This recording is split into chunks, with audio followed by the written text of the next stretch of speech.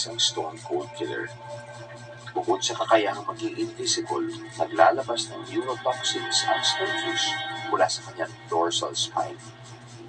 Siya ang pinaka-deadly na isda sa buong mundo, kayang pumatay ng tao nang wala pang isang oras. Madalas na pinagkakamalang bato ang stonefish na walang talent sa pagsiswimming. Pero hindi naman kasi niya kailangan. Kaya niya manatili sa kanyang pwesto sa loob ng ilang oras hanggang sa dumating ang tamang panahon.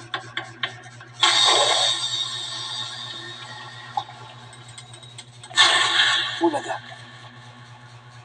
Pag malapit na sa kanyang prey, agad niya itong susunggapan. Kahati ng stonefish sa bahura ang isa pang mapanganib na nilalang, ang scorpionfish.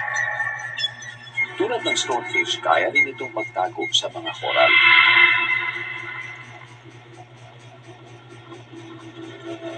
Pero di gaya ng malapato niyang pinsan, lumalapit siya sa kanyang target.